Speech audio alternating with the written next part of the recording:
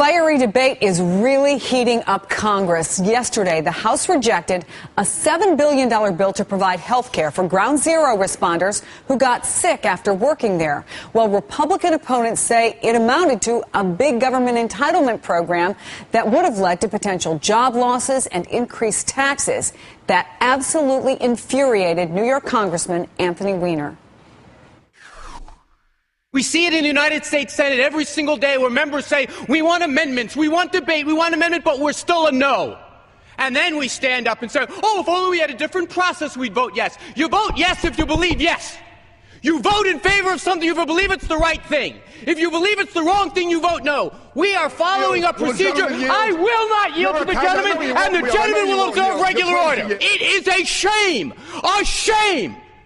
If you believe this is a bad idea to provide health care, then vote no! But don't give me the cowardly view that, oh, if it was a different procedure, the gentleman will observe regular order and sit down. Instead of standing up and defending your colleagues and voting no on this humane bill, you should urge them to vote yes, something the gentleman has not done. Congressman Anthony Weiner, welcome to MSNBC. Thank you. I've seen nothing like that in a long time on Capitol Hill. Obviously, you're enraged by what happened. You know what your colleague Peter King had to say about the Democrats. He called this a cruel hoax, moral cowardice. He says what the Democrats needed to do was go to a straight up or down vote. Whose moral outrage is right here? Well, this isn't a game. It's not a sporting event. This is 9 years later that people who went to Ground Zero and are now dying because of it are without health care, and it's our obligation to provide it. And for months and months and months, we've seen in the Senate and the House Republicans saying, oh, we don't like this process, or we want to filibuster, or we want to make more amendments. The bottom line was last night was an up or down vote. And let me tell you what the results were. 94% of Democrats voted yes. 93% of Republicans voted no. They opposed this bill. They stood on the floor and said things like, oh, people die all the time. We can't help everyone that dies. This is an outrage. And the fact of the matter is, and like I said in those remarks, and if I got a little heated, it's because I care so much about this, that rather than complain about the process, why not just try to persuade your colleagues to vote yes? Only 12 Republicans voted yes on this bill. That's outrageous. His argument is that it was the process, the straight vote, that kept this from being passed. And in fact, there was a procedural maneuver made by the Democrats to suspend the rules before consideration of this bill. That's exactly right. You know, we have a process in the House of Representatives. We use it all the time for non-controversial bills. And when I look to my left and look to my right and see 94% of Democrats supporting something, I see my Republican friend Peter King saying he supports it. What's the problem? Let's go out and pass the vote. You know how many we needed? We needed another 21 members to switch sides. Instead of focusing all night like they did on the partisanship of this, they should have tried to pass the bill. You know, when people stop me in the streets of New York, they say, why don't you guys just vote up or down on things? That's what we did last night. And shamefully, instead of voting yes, overwhelmingly 95% of the Republicans voted no. But, Congressman, he did vote for this bill, and the procedural efforts by the Democrats then required a two-thirds vote. If you hadn't done that procedural move, you wouldn't have needed the two-thirds, and the bill would have been passed, would it not? No, 100% no. Look, here's the problem. The Republicans do the same thing, and we see it in the Senate all the time. Oh, we like the bill. We just don't want to vote for it. What the fact is, they put partisanship over the passage of this bill. I ask you, Chris, if the Republicans put this much effort, rather than complain about the process, to get another 21 of their members, remember, 155 of them voted no, to pass it, we'd be off to the races. They wanted delay.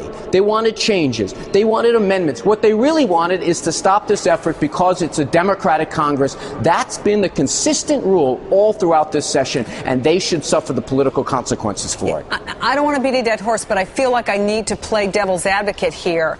It did. This procedural vote, did it not? This procedural move was basically made because you wanted to block the possibility of any GOP amendments to this bill. No. In fact, this was a procedural move, if you want to call it that has done overwhelmingly, frankly, more bills have passed by this procedure than any other, to simply say when you have something that's not controversial, you get it to the floor and you call it for a vote. And I've been one that has said consistently on MSNBC over the last year or so, let's have up or down votes on things. Let's see where people stand. let's not look at the process here. Let's look at where people stand on this thing. And I got to tell you something. We've tried it every which different way to get these things passed. And every single time the Republicans say, oh, if only we had a few more months or a few more years. We've had 9 years of delay. Enough is enough. And last night we saw the Republicans for what they are. The party of no hit a new low, and I hope that the whole world sees it. You had, not arguably, what clearly is a YouTube moment. Lots of people are now paying attention to this and watching it.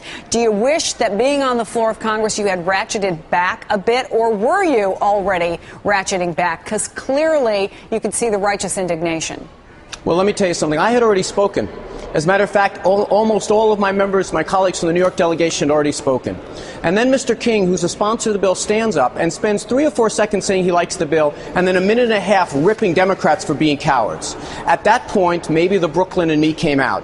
But the fact is, this is not a game. This is not a contest. These are real human lives. In my district, people today are dying from 9/11 related causes, and we've turned our back on them. That is an outrage and a shame. And I yelled for all of those people who have so much junk in their lungs, they can't even talk, let alone yell. So what do you do next? Well, next what we do is we unfortunately have to regroup and figure out what we do. We know right now we have 12 Republicans that are prepared to vote yes. That ain't enough to do very much because the rest of them can stop just about anything that they want to.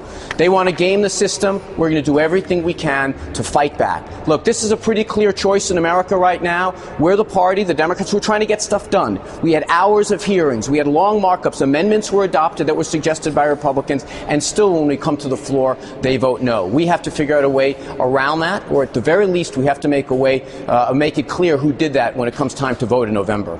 Congressman Weiner, thanks so much for being with us. We will keep in touch, and I know you'll keep us posted. And by the way, we've invited Peter King to come on as well, so we'll see if we get a chance to talk to him about this a little later on.